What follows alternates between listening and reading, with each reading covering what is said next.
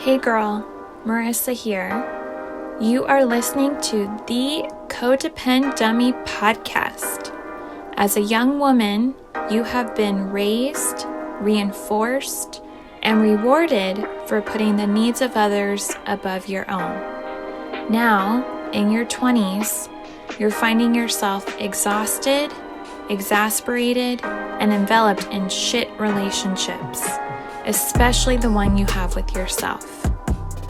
Codependency is a way of being where we put the feelings, wants, and needs of others above our own in an unconscious attempt to meet our own feelings, wants, and needs. Sorry to break it to you, sis, but that is not sustainable.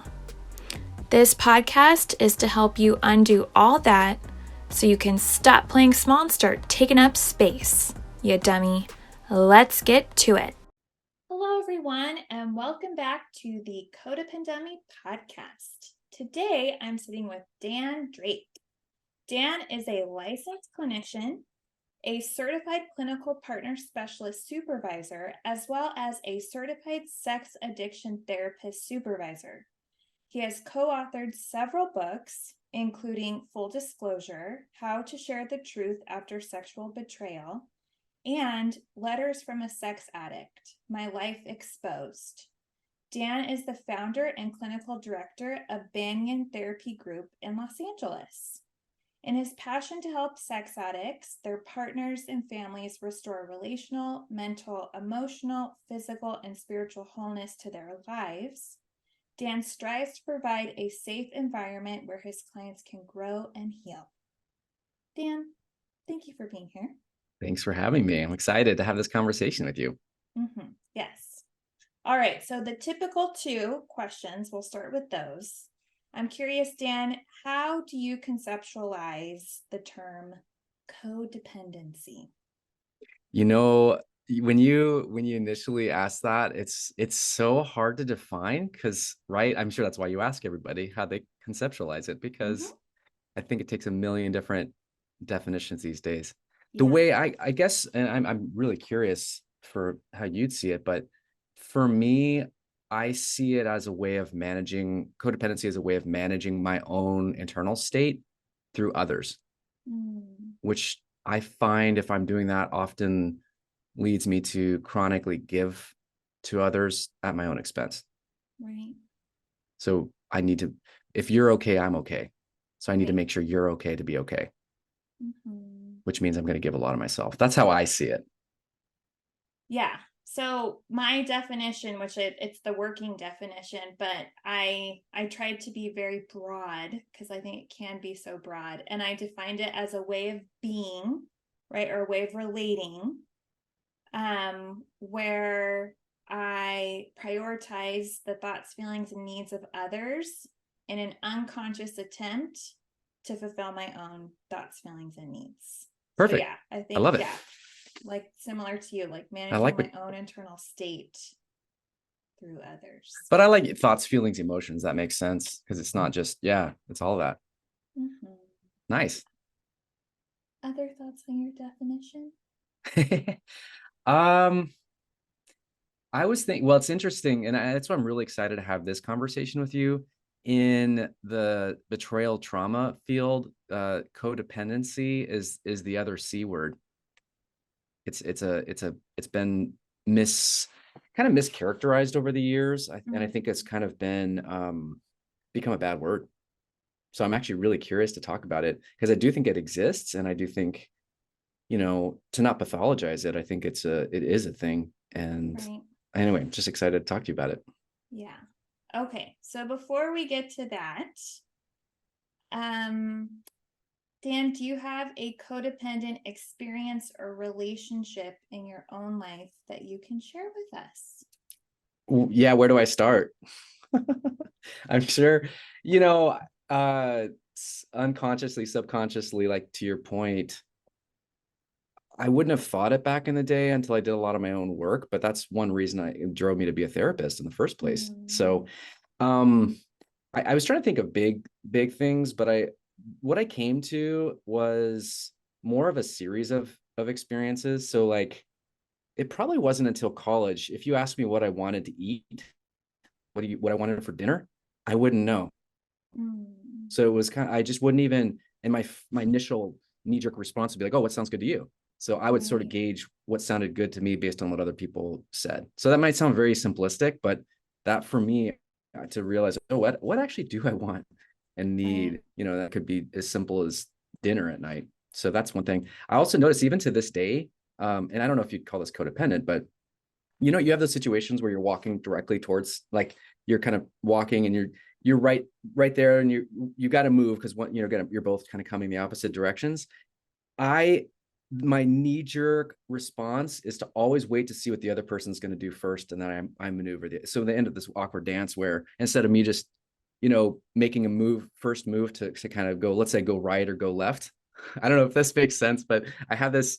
I'll always be scanning and seeing what's this other person going to do, and I'll respond to that. Mm. So I think it's so ingrained, just even in those little things too, that I learned a lot. My value came in making sure I met the needs of others, and that could be even as simple as walking down the street and trying to maneuver those situations. So Yeah. And yeah. I think, yeah, it can seem that simple or, oh gosh, like non-consequential. But I think for therapists, Freudian slip, for codependence, sometimes the how pervasive codependency is. I've talked about this on the podcast, but there's certain intersections where it's really like a highway, right? Just like going like east and west, and I pull up going like cutting in, and so like a light will turn red for everybody on this highway, and I'm like, oh, excuse me, I'm so sorry, like I have to get on. And Mm-hmm. I remember in the past like feeling so bad Mm-hmm. for causing like everyone else who's in general going in the right direction. Yeah, I would be at the stoplight like, I'm so sorry. Yeah, Like so you I made them understand. stop or something. It Mhm. was your fault. Yeah, an intrusion and inconvenience. Yeah, so I Mm. understand what you're saying. All right. Well, Dan, can you give us a brief history of the betrayed partners of sex addicts? And then, yeah, we'll get into how they have been treated as codependent or sicker than their. And we're saying husbands, we mean Of course. partners. Exactly. Yeah, Right. so just so everybody knows, but yeah, how they were treated as sicker than their husbands. Yeah. Thank you for that. Because obviously, betrayal comes in all forms, all genders, all, orientation. So Yes. typically I see male sex addicts and female partners. That's typical. Obviously, it doesn't have to be that. So there was this saying back in the day that partners of sex addicts were sicker than their husbands. Um, so anyway, we'll get to that, how that shows up in a bit, I suppose. But the brief history, for anyone that doesn't know, Patrick Carnes was the kind of grandfather of the sex addiction field. Chemical dependency had been around for a long time. Substance abuse since what, the 30s, I want to say, when AA came Mm-hmm. around, was when people started seeing this as a, you know, disease, or like a medical, not just a moral issue. But sex was not really part of that. Gambling, we talked about some process addictions. So again, sorry, I'm going to back up a second.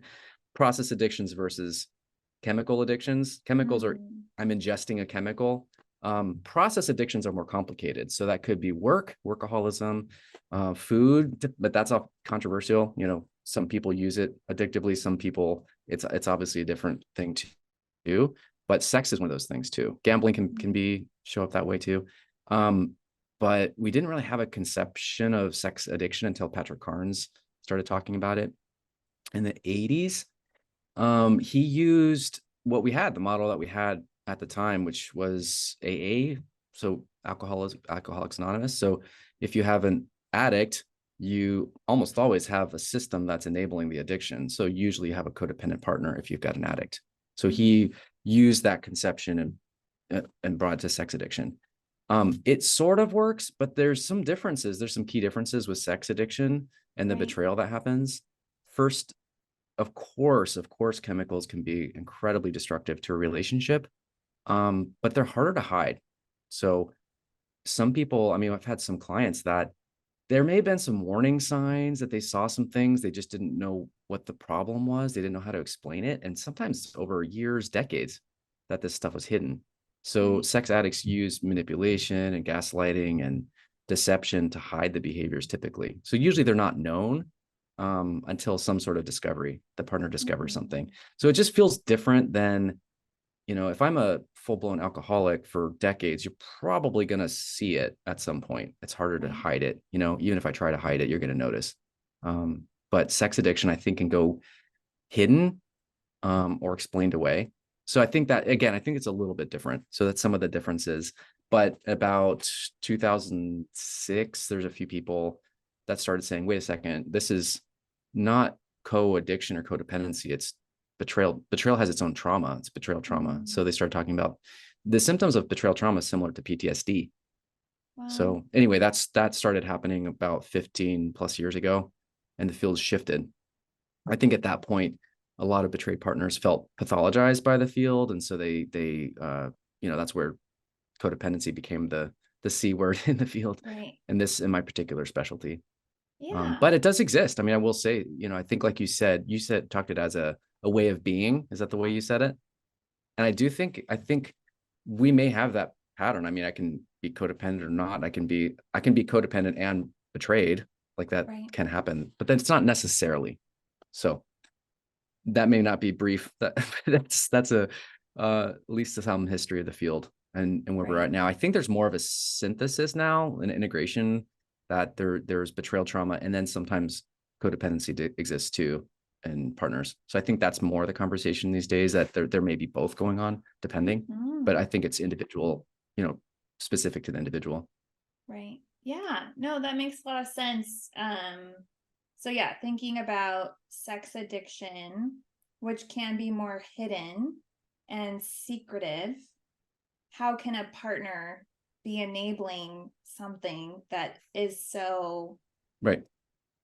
yeah, is so unobvious? Because yeah, I think some of the patients I've worked with or Esther Perel podcast episodes that Mm-hmm. I've listened to, really people can have a quote happy relationship, and all the while there is this double life Mm-hmm. that a cheating partner can have. And yeah, Mm-hmm. like how can you label someone as sicker than her husband or codependent when she's very content in the relationship? Or if there's problems, and sometimes a lot of our clients will have gone to marriage counseling, some sort of couples counseling prior to discovery. So there's usually, Mm. they may not even be, there may not be a perfect ideal relationship. Right. They may say there's a problem, I'm not sure what it is, and then when they try to get closer to what the real issue is, that's when the betraying person, whatever we want to call them, if they're identifying as a sex addict, will start deceiving or gaslighting and trying to mislead the partner from discovering their Mm. secret life. So Right. I guess I would say, is it pathological that I would go into a relationship assuming that somebody is telling me the truth about themselves and not hiding stuff and lying? I think that would be pretty understandable and good that Yeah. we build a trusting relationship. We just have found, unfortunately, when the betrayal comes out, that the person was hiding it and keeping things secret. Mm-hmm. Right. Yeah. So with right the treatment providers like since 2006 really looking and thinking critically about the betrayed partner, they were able to distinguish that some partners are really just betrayed, right? Not codependent, and some are codependent and betrayed. Right. I Mm-hmm. think so. Yes. I think what ended up happening is um it was almost like you couldn't hint at codependency for a while. Now we can talk about it a little bit more. Mm. Because what it felt like for I mean, the experience of betrayed partners, I imagine is similar to, let's say someone was assaulted or, raped. Um, it would be like saying to a rape victim, what were you doing? Why were you at this place at this time and doing X, Right. Y, and Z? It feels like blaming the victim, like somehow Totally. you had a part of it. Yeah. And we don't want to, of course, there's bigger context to where the problems are might be in a relationship. And yet the person who steps outside the relationship, they no one forced them to do that. They still have to take full responsibility that they chose to deal with something that may be relational, and they chose to go outside the relationship to take care of that. So it's not the partner's fault. So I guess I just have to say that part. And that's Yeah. where I think when you say, if I come in and say, well, what characteristics led to this breach in your relationship, it's going to very much sound like I'm blaming the victim, even if there may be some of those pieces. So what I generally wait, if the partner is the one starting to make those connections, like, oh, this seems to be a pattern that I've had in other relationships or from my family, that may be a different story. Then we can go to the past. But I'm really focused on dealing with the immediate rupture of the relationship in the present.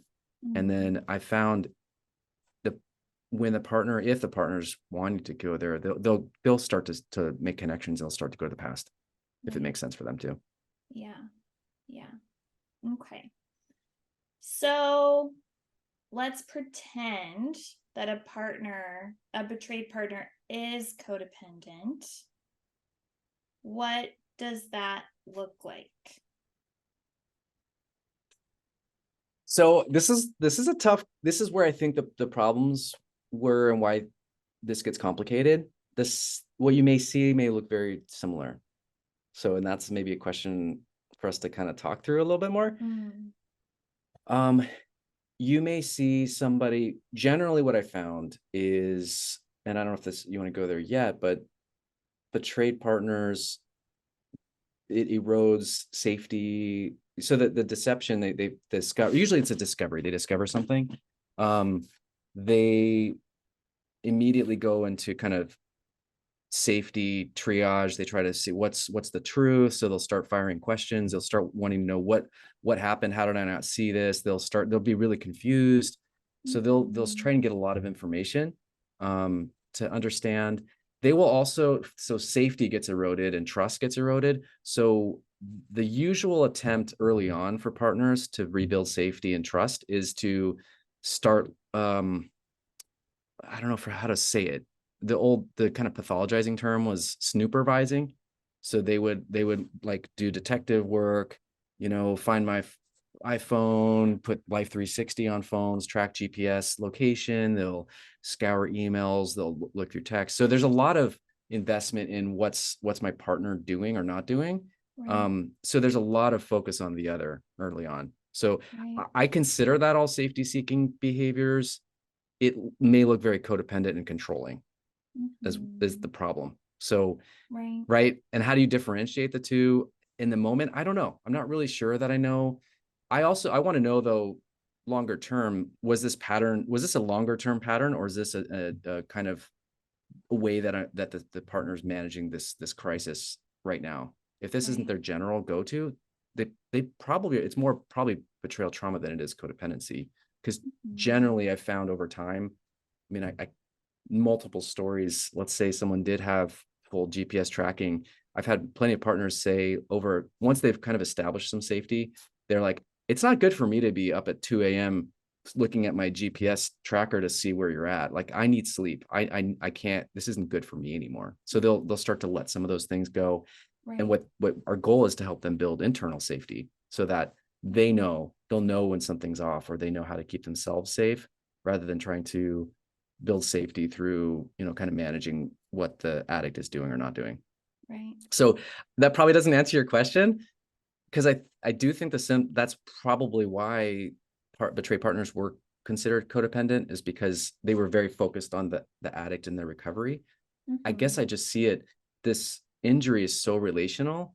So the attempt to fix the relational wound, the partner does deal with relationally. They don't just focus on self initially. Right. They usually try to kind of I won't say fix, but fix the addict first. Yeah. There's a problem, and it's coming from that side. Right. Does that make any sense? I'm not sure if that's clear, or maybe Yeah. you have a take on it too. I'm not sure. Well, just reflecting on my most codependent relationship, there was infidelity, and my former therapist at the time, I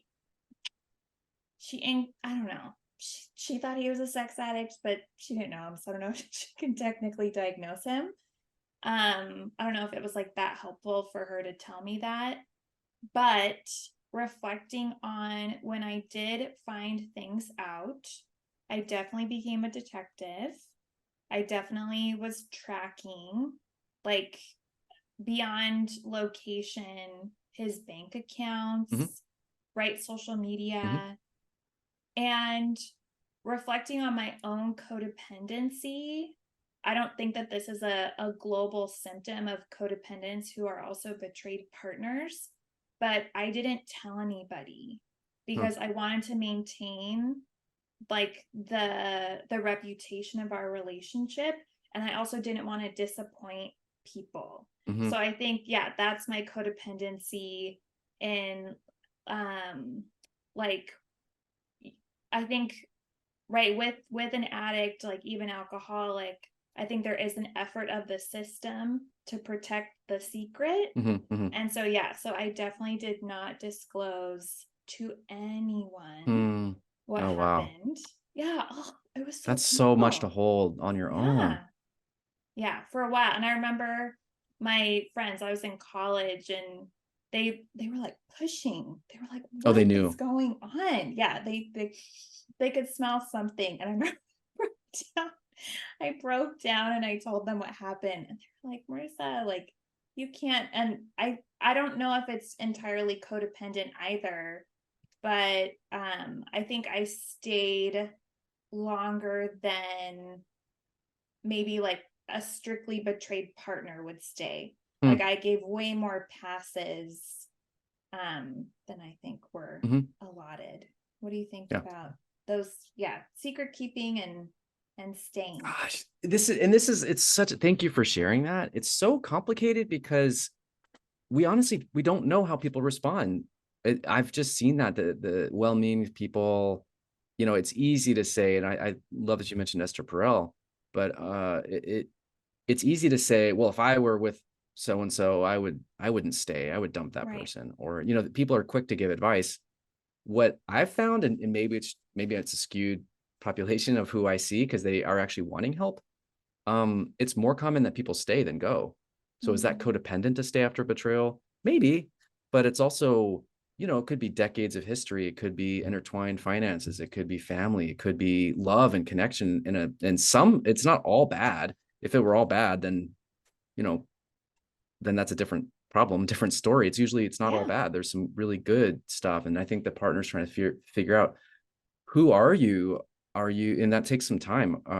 Is this betraying person the real you, or the person I thought I was with? And what's the reality? How did I not see this? There's so many big, existential meta questions to ask Right. and answer. So I do find people stay. Some people, sometimes it's just too much, and either the behaviors or the continued lies. That's to me what I see kills the relationship more than the actual betraying behaviors. It's Mm-hmm. the continued deception and continued lies. Right. A relationship.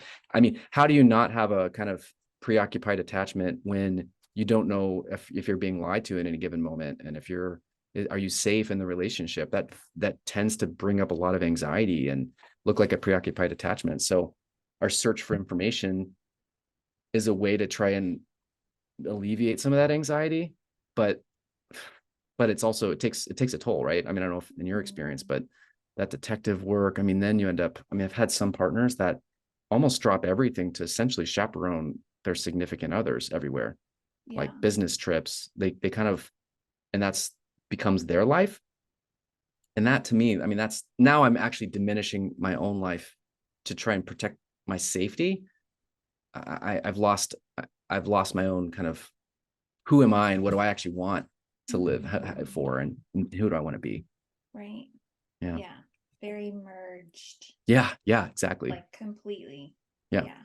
Fused. Fused.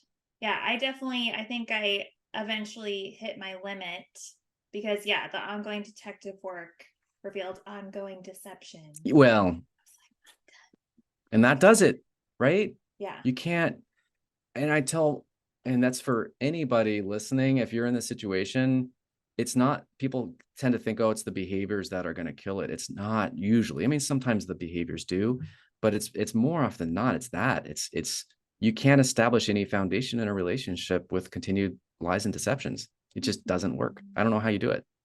You can have I guess, a different kind of relationship, but it's hard to have a romantic, intimate relationship with someone when you can't trust them. So yeah, I appreciate what you said. And I'm sorry it took a while to kind of find that information out for you. Yeah. Then it was a learning lesson. Yeah. All right. Well, any thoughts on what we're talking about what codependency might look like in a betrayed partner. Anything to distinguish what it does not look like? You're like, this is definitely, it might look codependent, but it's not codependent in a betrayed partner. Oof, that's a good question. Well, I guess staying might look codependent, it could, but you're like, sure. no, it's not purely codependent. I mean, there could be multiple reasons someone stays, but yeah, that could be, like you said, that not telling people could be part of that. So hiding it. Um, I think a lot of it for me, I think of this in terms of phases. In the immediate kind of safety stabilization phase of healing, I'm not super concerned about codependency or not codependency. What I do want to start doing is helping the partner shift from kind of the external building safety to internal. So that's the work. I don't pathologize the behaviors, but if we're talking like, I don't know, a year, 2 years, and the addict is really doing good solid work, that may be different. Where now it's like we're if the focus is still on the other, then we might have a different conversation about other stuff going on, because it feels like there's usually, once we kind of, couples that are really invested in this, do good safety stabilization, things shift. I find the relationship shifts, the needs shift. So usually the partner, they still may, need some external validation tools. Okay, I know that I can trust your accountability group, that you're going to be honest, or you're going to be doing, you have some sort of accountability software on your computer, and I'm not the gatekeeper for it anymore. It's your sponsor or therapist or your, support group or something. So those things over time, I see shifting, but for some partners that they don't really, they just still stay focused on what their significant other should or shouldn't be doing. That may look more codependent. Right. Yeah. So I don't know. It's hard because things early on may look very similar. Yeah. Sounds like it. So I get, you wanted to know early on, how would we be able to know right out the gate of someone coming to see? Maybe we don't, and then we don't mislabel or misjudge or misperceive a betrayed partner. That's been my take. It'll things surface when they need to surface. So I want to help. And I don't know if I don't want to bring up a term flippantly, but I do see it like, I would never, if I were working with a rape victim, try to explore patterns of relationships, or what got them there in the first place. Like we deal with the trauma, we deal with the violation, we deal with all that stuff, and then if it makes sense, we deal with whatever other issues may be there. Yeah Agreed. So once a betrayed partner becomes aware that they're either being codependent, or, well, actually, before I finish asking this question, what does it look like for a betrayed partner to be abused or gaslit in their relationships with a sex addict? It's a good question. Uh, Robin Stern in The Gaslight Effect talks about 3 different phases of gaslighting. So I always keep that in mind. I didn't prepare for this, so hopefully I remember them exactly. What is it? Disbelief, defense, and depression, I believe, is the order. So those are I'll be looking out for those. If a partner says something, I feel crazy, or I've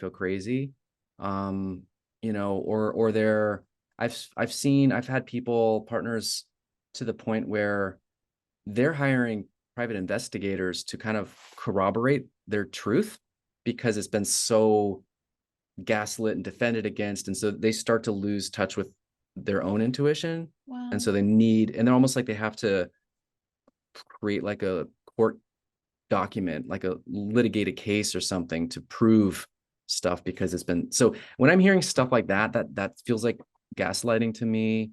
And especially that last phase, the depression, it's almost like the unfortunately the partner, it's kind of like learned helplessness. They don't trust their gut. They don't trust their intuition anymore. That doesn't feel like codependency. It's more this sort of giving up. They don't feel like they have a voice anymore. So when I'm hearing those things, that feels a lot like emotional abuse, gaslighting.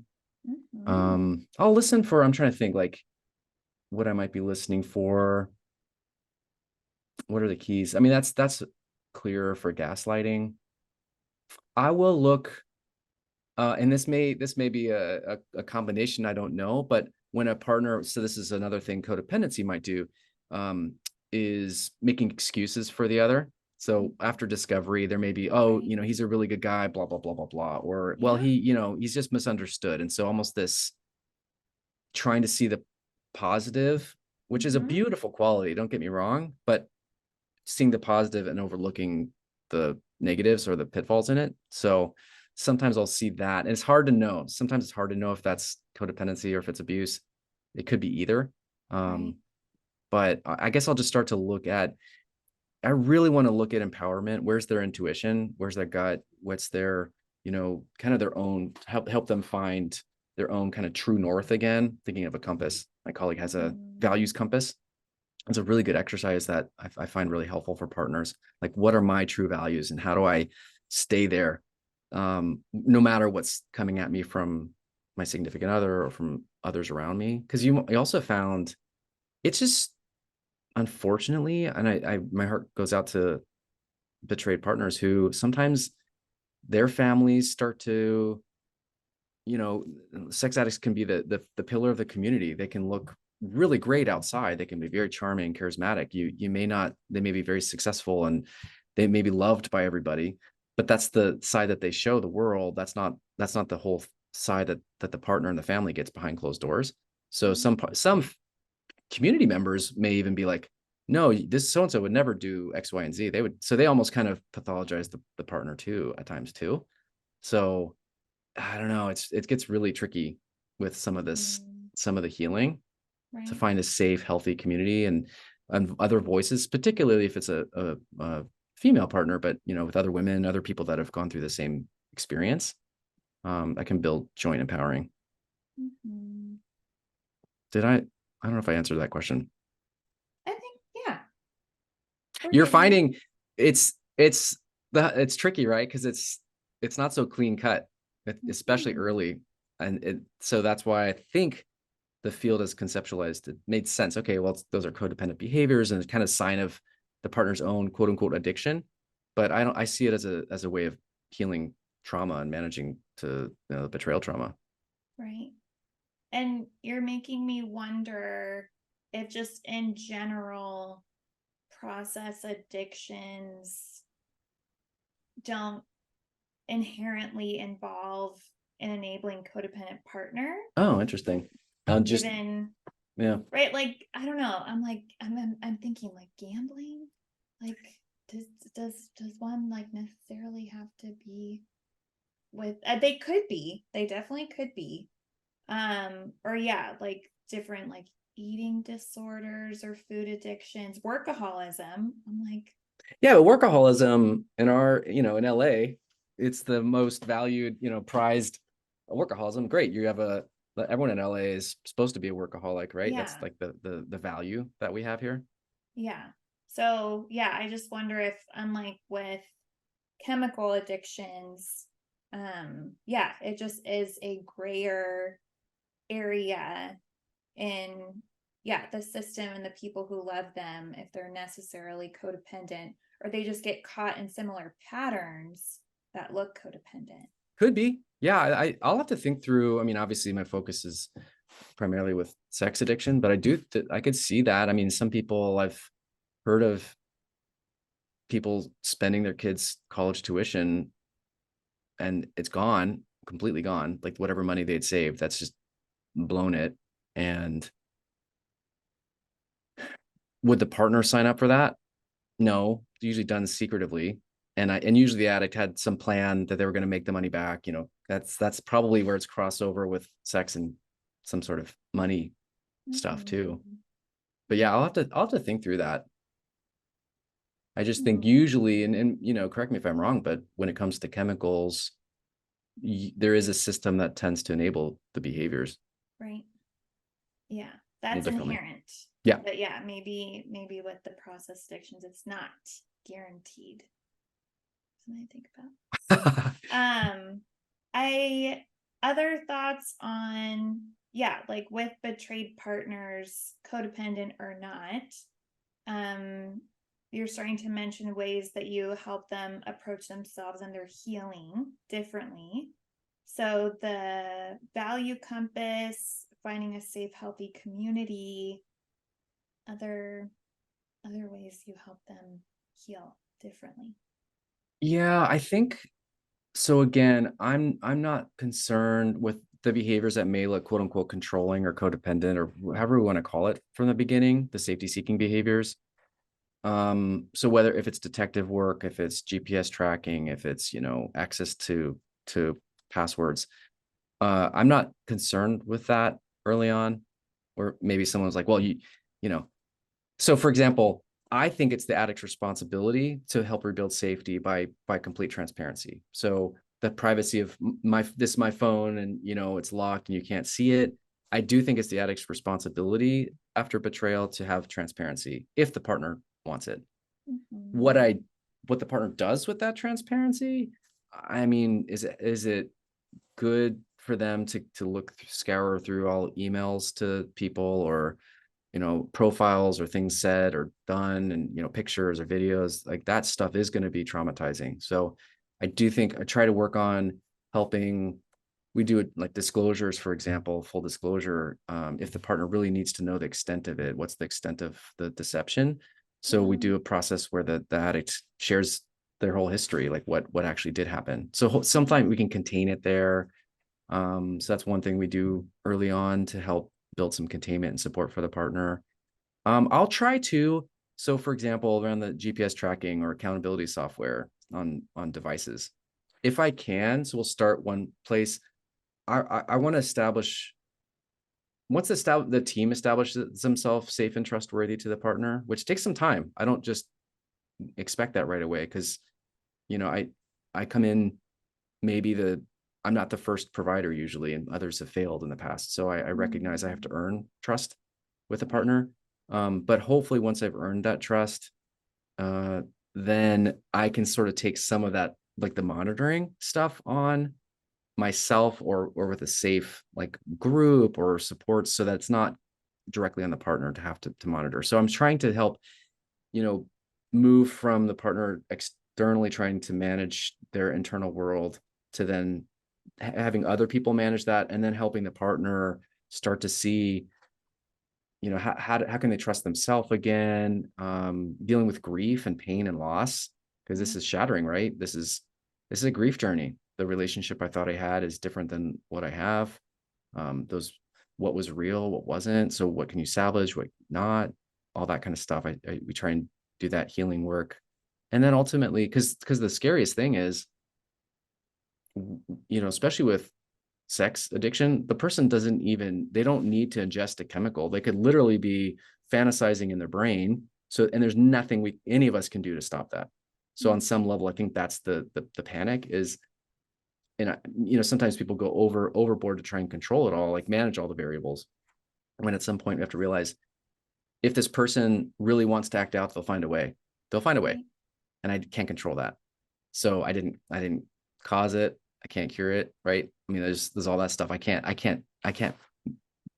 But hopefully the addict will show themselves trustworthy as well through their actions. So then the partner can start to settle their own, kind of nervous system.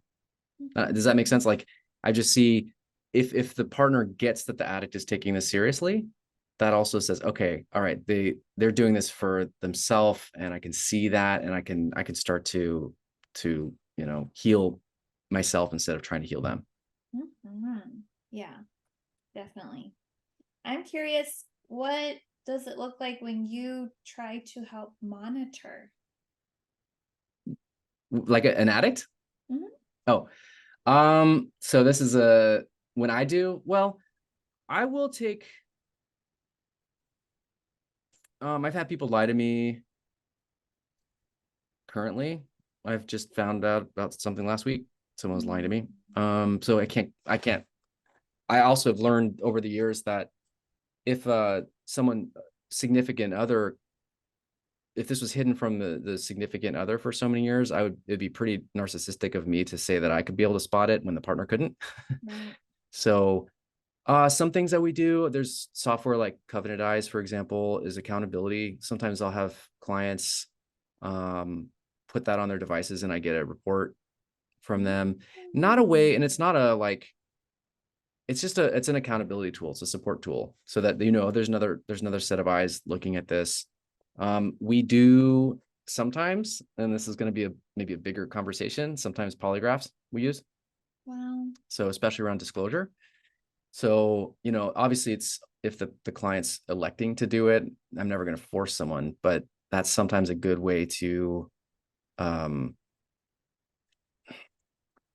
show that they're trustworthy through their words and actions. But because a lot of times for partners, safety is rebuilt through, seeing words and actions lining up. And that's where trust continues to get rebuilt too. So that's one way. Okay, your words, you were telling me the truth. So that's another tool. That's pretty extreme, I know, but I found them really actually helpful. I think there's also, I have clients often doing, so this is on the addict side, but I'll have them do like lie journals, just to kind of, even may not be egregious things. It could be exaggerations. It could be ways that I'm trying to make myself look a little bit better. So all those things, because addicts have a public self they show everybody, and then they have this internal self that's full of shame and self-loathing and feel bad and defective. So I'm trying to integrate those worlds to say, we're only as sick as our secrets. So to hide that stuff, the things you don't want to share with me, is not going to help. So I'll try and just build more safe places where the addict can share and they don't have to feel pathologized. Right. Okay. There's a couple.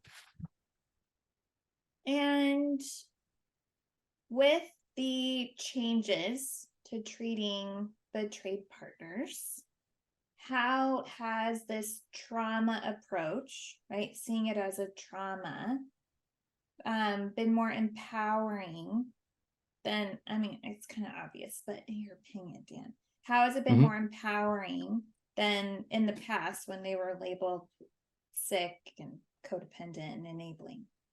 I think you just the way you said that says, and again, I don't think, and I appreciate your podcast, because it's saying like, we can talk about this and it doesn't have to be pathological. Like, I do think that this attempt, even if someone's codependent, there's something really, their focus is on others. Obviously there's problems with it, but there's a really beautiful quality to it.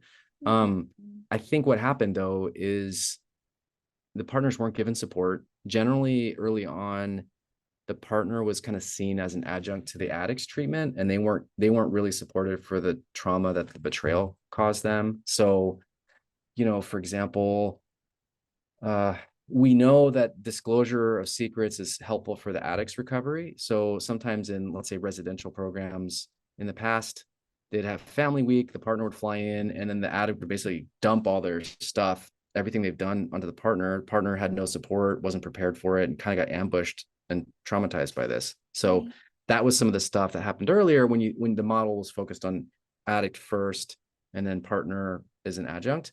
Now we're seeing, so yes, the addict obviously needs to get support, to get sobriety and recovery and, you know, trauma work or whatever's underlying it, but the partner also has experienced betrayal trauma. So I think it's been very empowering to say, you didn't cause this, but yet, and we kind of use this analogy, you didn't cause it, but it's like if you got rear-ended in a car accident and it's pretty bad. Most people, even if it's not your fault, most people, if you had some injuries, you take care of those injuries. You know, you might go to the hospital or you might need to do some rehab or, you know, do something. So I kind of see it that way, that you didn't cause this, and yet there is, you know, psychological impact and damage that happens as a result that needs to get addressed. Partners find that sometimes doesn't feel fair, that it's not my problem. Why am I the one having to get therapy or treatment? And I just see it that way. I mean, you don't have to, but the impact of, you know, the impact of trauma unaddressed can be really just make it even worse. Yeah, that is that. I mean, I think that's global in addiction, where it's like he's the one. Right. But at the same time, why am I the one having to get help and support for this? Yeah, because it has most likely it has impacted you. And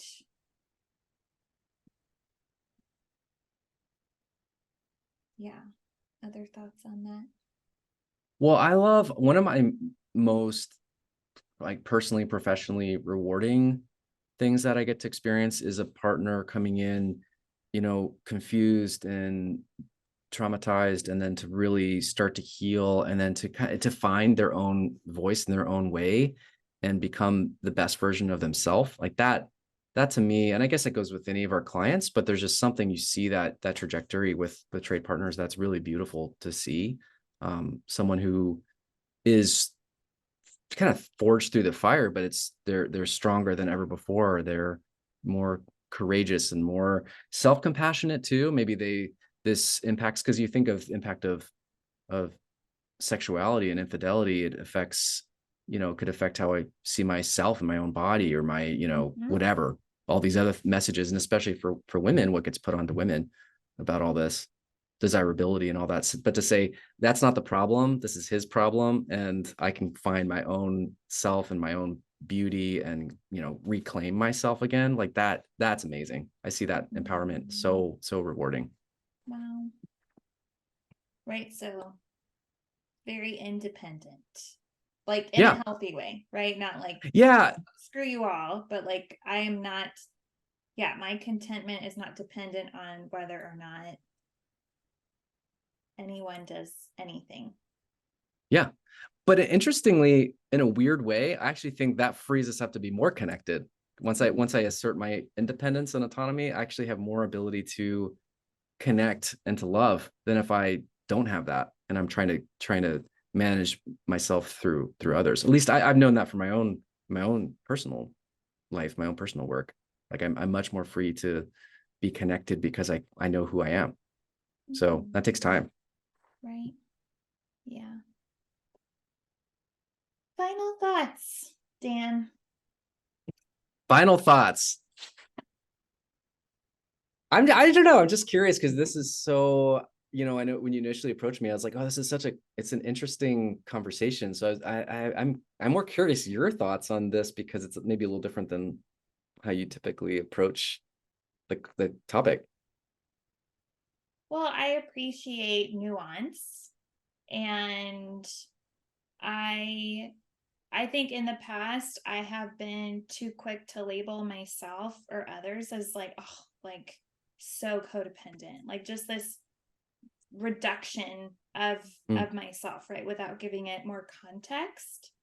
And so I appreciate trying to distinguish between being betrayed and codependent. And yeah, the whole thought about process addiction not inherently having an enabling partner is it's something to think about. And yeah, right, like if you stay, I think a lot of people would say like, oh, like she's so codependent, she can't leave. It's like, that's not entirely true.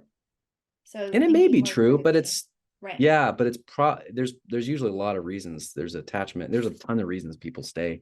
Yeah.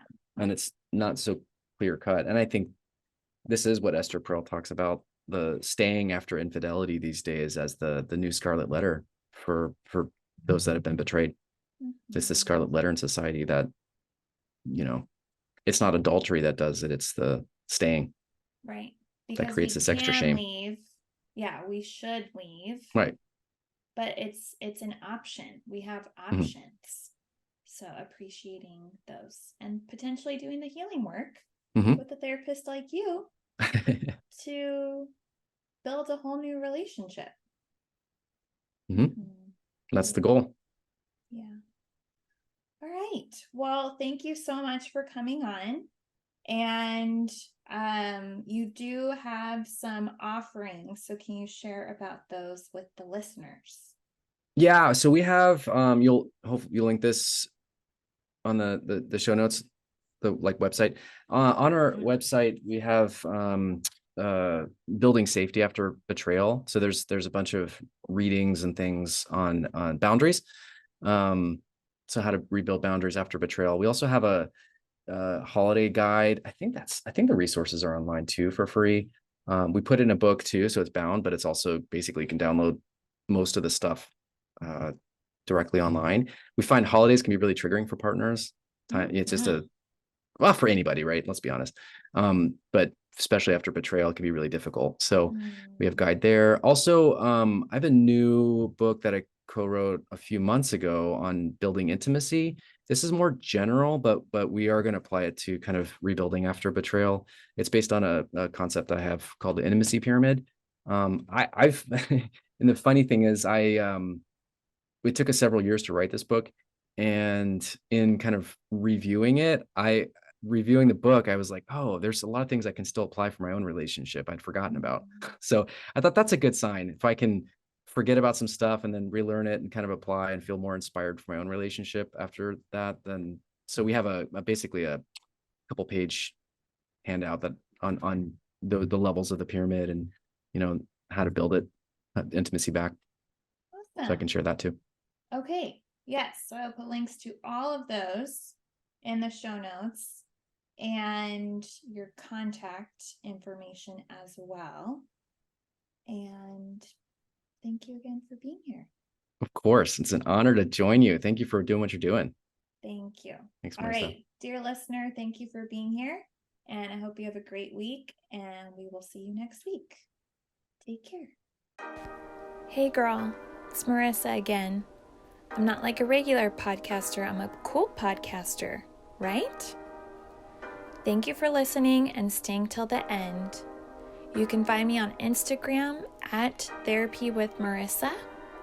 Email me, marissa@codependummy.com. Check out codependummy.com for more information on the show. And baby girl, a subscribe, rating, and review would be much appreciated. Till next time, I want you to remember, if you are feeling unseen, I see you. If you are feeling unheard, I hear you. And if you think that you don't matter, know that you matter to me. I want you to go out there so you can stop playing small and start taking up space, you dummy. And now, the disclaimer. Girl, this is not therapy and I am not your therapist. This podcast is designed to provide accurate and authoritative information in regards to the subject matter covered. It is given with the understanding that neither the host, publisher, or guests are rendering any legal, clinical, or other professional service. If you want or need a professional, please find one.